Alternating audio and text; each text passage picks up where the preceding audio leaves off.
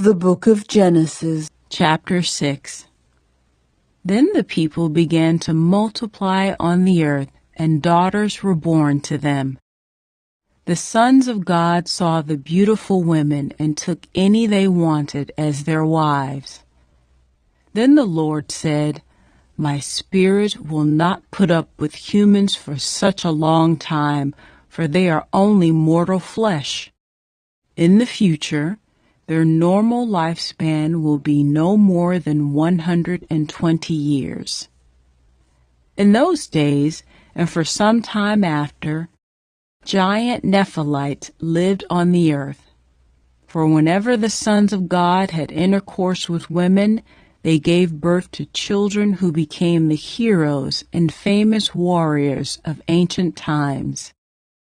The Lord observed the extent of human wickedness on the earth, and he saw that everything they thought or imagined was consistently and totally evil.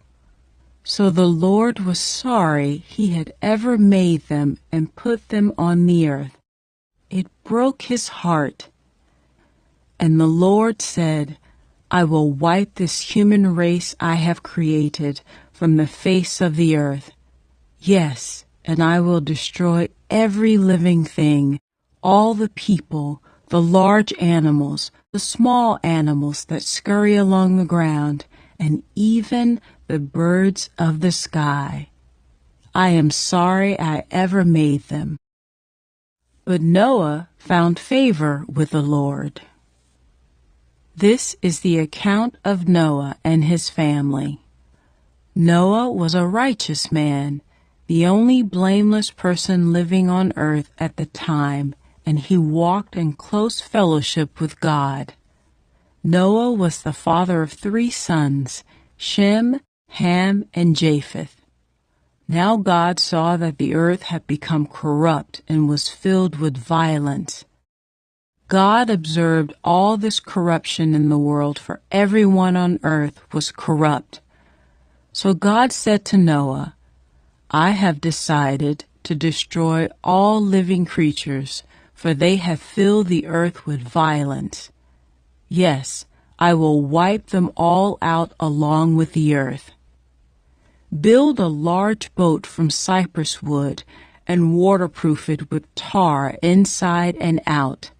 Then construct decks and stalls throughout its interior. Make the boat 450 feet long, 75 feet wide, and 45 feet high. Leave an 18-inch opening below the roof all the way around the boat. Put the door on the side and build 3 decks inside the boat, lower, middle, and upper. Look, I am about to cover the earth with a flood that will destroy every living thing that breathes. Everything on earth will die, but I will confirm my covenant with you. So enter the boat, you and your wife and your sons and their wives. Bring a pair of every kind of animal, a male and a female, into the boat with you to keep them alive during the flood. Pairs of every kind of bird and every kind of animal and every kind of small animal that scurries along the ground will come to you to be kept alive. And be sure to take on board enough food for your family and for all the animals." So Noah did everything exactly as God had commanded him. The Book of Genesis, Chapter 7. When everything was ready, the Lord said to Noah, "Go into the boat with all your family, for among all the people of the earth, I can see that you alone are righteous. Take with you 7 pairs, male and female, of each animal I have approved for eating and for sacrifice, and take 1 pair of each of the others. Also take 7 pairs of every kind of bird. There must be a male and a female in each pair to ensure that all life will survive on the earth after the flood. 7 days from now, I will make the rains pour down on the earth, and it will rain for 40 days and 40 nights until I have wiped from the earth all the living things I have created. So Noah did everything as the Lord commanded him. Noah was 600 years old when the flood covered the earth. He went on board the boat to escape the flood, he and his wife and his sons and their wives. With them were all the various kinds of animals, those approved for eating and for sacrifice, and those that were not, along with all the birds and the small animals that scurry along the ground. They entered the boat in pairs, male and female, just as God had commanded Noah. After 7 days, the waters of the flood came and covered the earth.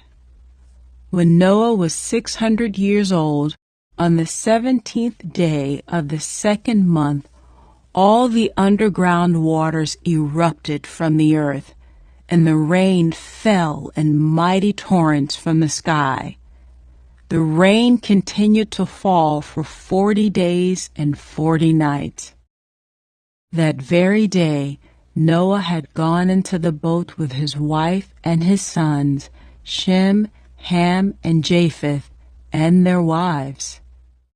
With them in the boat were pairs of every kind of animal, domestic and wild, large and small, along with birds of every kind.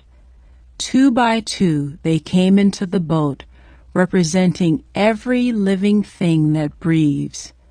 A male and female of each kind entered, just as God had commanded Noah. Then the Lord closed the door behind them. For 40 days the flood waters grew deeper, covering the ground and lifting the boat high above the earth. As the waters rose higher and higher above the ground, the boat floated safely on the surface.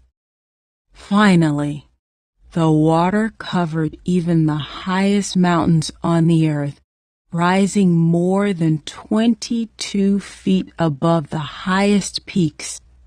All the living things on earth died: birds, domestic animals, wild animals, small animals that scurry along the ground, and all the people. Everything that breathed and lived on dry land died. God wiped out every living thing on the earth, people, livestock, small animals that scurry along the ground, and the birds of the sky. All were destroyed. The only people who survived were Noah and those with him in the boat. And the flood waters covered the earth for 150 days. The Book of Genesis, Chapter 8. But God remembered Noah and all the wild animals and livestock with him in the boat. He sent a wind to blow across the earth, and the flood waters began to recede. The underground waters stopped flowing, and the torrential rains from the sky were stopped. So the flood waters gradually receded from the earth. After 150 days, exactly 5 months from the time the flood began, the boat came to rest on the mountains of Ararat. 2.5 months later, as the waters continued to go down, other mountain peaks became visible. After another 40 days, Noah opened the window he had made in the boat and released a raven. The bird flew back and forth until the floodwaters on the earth had dried up. He also released a dove to see if the water had receded and it could find dry ground.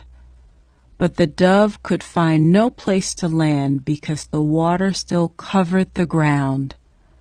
So it returned to the boat, and Noah held out his hand and drew the dove back inside. After waiting another 7 days, Noah released the dove again. This time, the dove returned to him in the evening with a fresh olive leaf in its beak. Then Noah knew that the floodwaters were almost gone. He waited another 7 days and then released the dove again. This time, it did not come back. Noah was now 601 years old. On the first day of the new year, 10.5 months after the flood began, the flood waters had almost dried up from the earth. Noah lifted back the covering of the boat and saw that the surface of the ground was drying. 2 more months went by, and at last the earth was dry. Then God said to Noah, "Leave the boat, all of you, you and your wife and your sons and their wives. Release all the animals, the birds, the livestock, and the small animals that scurry along the ground, so they can be fruitful and multiply throughout the earth." So Noah, his wife, and his sons and their wives left the boat. And all of the large and small animals and birds came out of the boat, pair by pair. Then Noah built an altar to the Lord, and there he sacrificed as burnt offerings the animals and birds that had been approved for that purpose. And the Lord was pleased with the aroma of the sacrifice, and said to himself, "I will never again curse the ground because of the human race, even though everything they think or imagine is bent toward evil from childhood. I will never again destroy all living things. As long as the earth remains, there will be planting and harvest, cold and heat, summer and winter, day and night." The Book of Genesis, Chapter 9. Then God blessed Noah and his sons and told them, "Be fruitful and multiply. Fill the earth. All the animals of the earth, all the birds of the sky, all the small animals that scurry along the ground, and all the fish in the sea will look on you with fear and terror. I have placed them in your power. I have given them to you for food, just as I have given you grain and vegetables. But you must never eat any meat that still has the lifeblood in it. And I will require the blood of anyone who takes another person's life. If a wild animal kills a person, it must die. And anyone who murders a fellow human must die. If anyone takes a human life, that person's life will also be taken by human hands. For God made human beings in His own image. Now, be fruitful and multiply, and repopulate the earth." Then God told Noah and his sons, "I hereby confirm my covenant with you and your descendants, and with all the animals that were on the boat with you, the birds, the livestock, and all the wild animals, every living creature on earth. Yes, I am confirming my covenant with you. Never again will floodwaters kill all living creatures. Never again will a flood destroy the earth." Then God said, "I am giving you a sign of my covenant with you and with all living creatures, for all generations to come. I have placed my rainbow in the clouds. It is the sign of my covenant with you and with all the earth.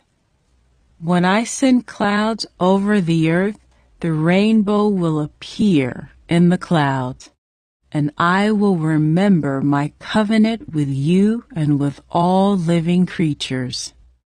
Never again will the floodwaters destroy all life. When I see the rainbow in the clouds, I will remember the eternal covenant between God and every living creature on earth. Then God said to Noah, "Yes, this rainbow is the sign of the covenant I am confirming with all the creatures on earth." The sons of Noah who came out of the boat with their father were Shem, Ham, and Japheth. Ham is the father of Canaan. From these three sons of Noah came all the people who now populate the earth. After the flood, Noah began to cultivate the ground, and he planted a vineyard. One day, he drank some wine he had made, and he became drunk and lay naked inside his tent. Ham, the father of Canaan, saw that his father was naked and went outside and told his brothers. Then Shem and Japheth took a robe, held it over their shoulders, and backed into the tent to cover their father. As they did this, they looked the other way so they would not see him naked. When Noah woke up from his stupor, he learned what Ham, his youngest son, had done. Then he cursed Canaan, the son of Ham. "May Canaan be cursed. May he be the lowest of servants to his relatives." Then Noah said, "May the Lord, the God of Shem, be blessed, and may Canaan be his servant. May God expand the territory of Japheth.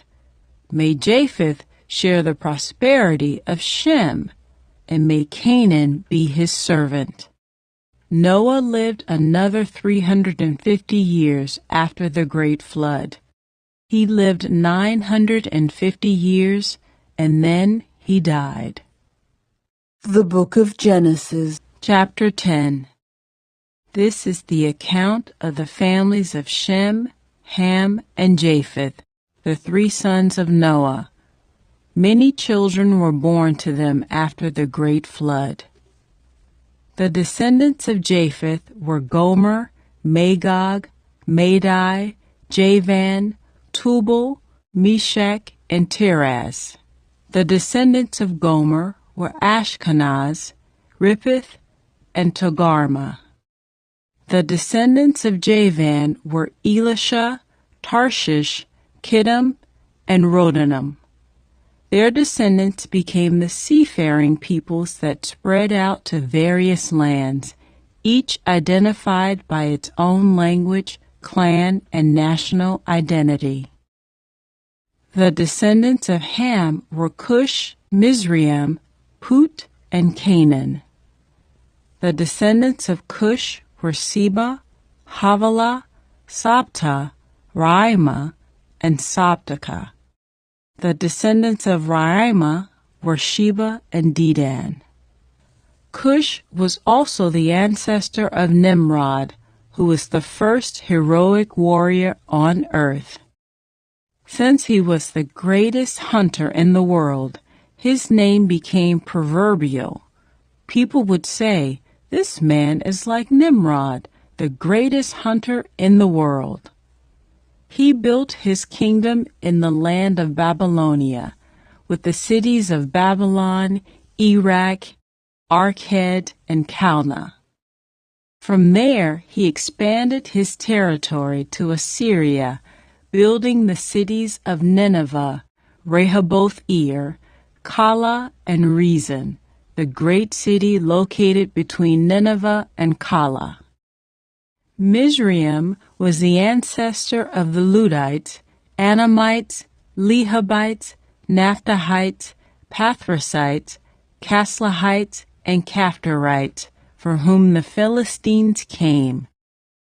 Canaan's oldest son was Sidon, the ancestor of the Sidonians.